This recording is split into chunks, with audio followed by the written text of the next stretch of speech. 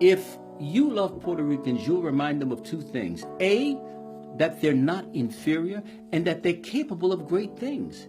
They're capable of being rich.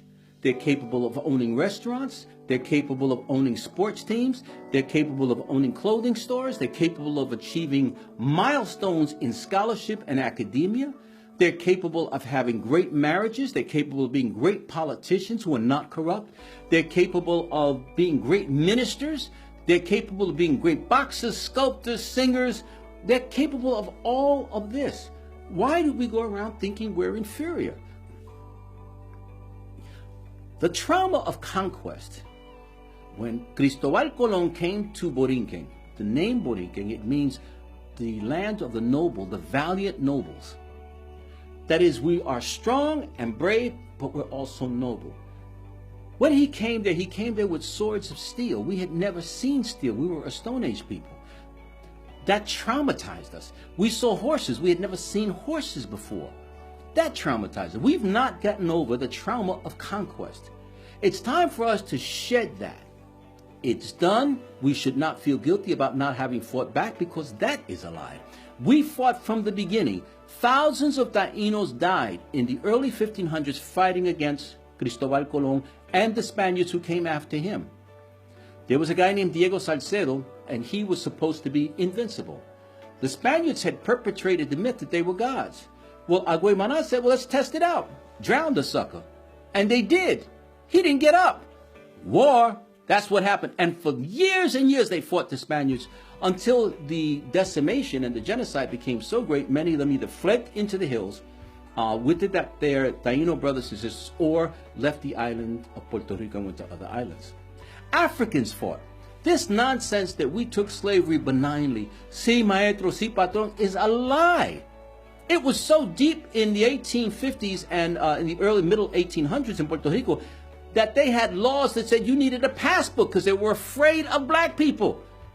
You can't go from Guayama to Manatí. It's not going to work, baby. So they said you need a passport, just like South Africa had passbooks. In fact, they imported whites so that the Puerto Rican population would not get too black. That's how deep this was.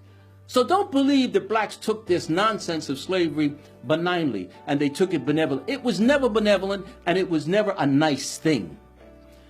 We have been fighting since the beginning of the conquest. Whether it was Aguaymana and Guarionex, whether it was Emeterio Betances in 1868 in El Grito de Lares, or whether it was Albizu Campos in the 1950s, or the Young Lords in the 1960s, we have been fighting all the time. Nobody took this lying down. We were the ones who fought for every Latino group that's in this country today, at least on the East Coast.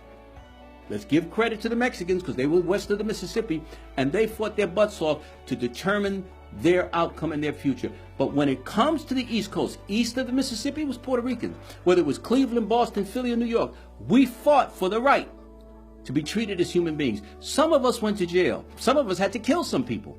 Some of us had to do that. Some of us had to defend our communities with gangs, which I call fraternal organizations.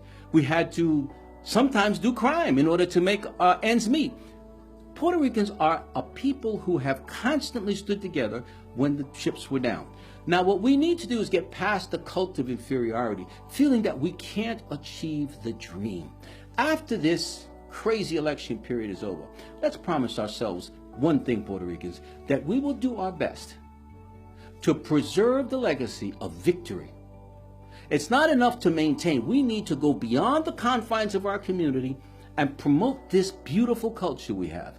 We have to go beyond our thoughts of inferiority, our thoughts of depression, because that's what the devil is. People think the devil is some guy with two horns and a pointed tail. You know what the devil is? Depression, despair, and doubt. Don't doubt yourselves anymore. I go through the same thing. Don't doubt yourselves anymore, Puerto Ricans. You are the baddest, the most beautiful, the most capable of leading this nation and the world. It's beyond America. We can do it. So let's promise ourselves that from now on, we're going to raise men and women who are warriors. We're going to keep our relationships, raise our children healthy, keep our marriages. We're going to make money, and we're going to make sure we bind not only our own people, but other Latinos as well, and make this nation what it should be. the greatest city on the hill. Like and share.